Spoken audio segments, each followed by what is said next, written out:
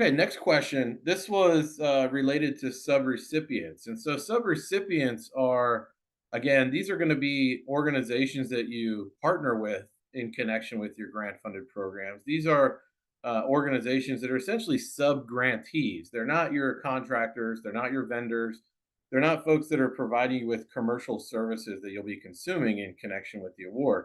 And so they're usually subject to a few more administrative details than what your contractors or vendors are typically subjected to. And so, when thinking about subrecipients, the question that was asked was, are subrecipients required to register in SAM.gov and obtain a UEI prior to award? And the answer in this case is no, they are not. They are required to obtain a UEI, but they do not have to complete a full registration in SAM.gov in order to receive a subaward. So this is typically an area of confusion because the prime recipient, the organization that's going after the funding at the direct federal level, they have to register in SAM and complete a full registration in there, including the reps and certs that are included. But as a subrecipient, the UEI is the only kind of barrier to entry there. What is this UEI, this unique entity identifier? Well, a UEI is really, it replaced the DUNS number that we previously knew.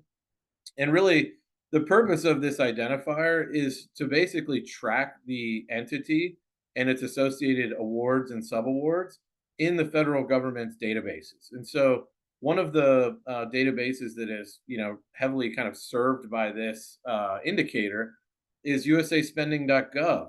And so, kind of a related issue here is, typically organizations have to are concerned about their FAFATA reporting, their federal financial accountability and transparency reporting that they have to do on their subawards that they issue.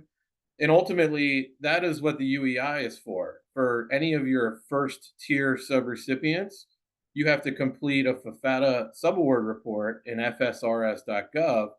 And the way that the federal government will track that subaward and basically tie it to all the other awards that entities receive is going to be via that UEI number.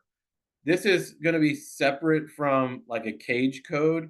Typically, the way it works is that the UEI is associated with a legal entity, so each legal entity, and then the cage code has to do with a operating unit or an office location or an operations location. So, if you want to think of it this way, UEI is really somewhat of like legal entity specific, whereas cage code is location specific.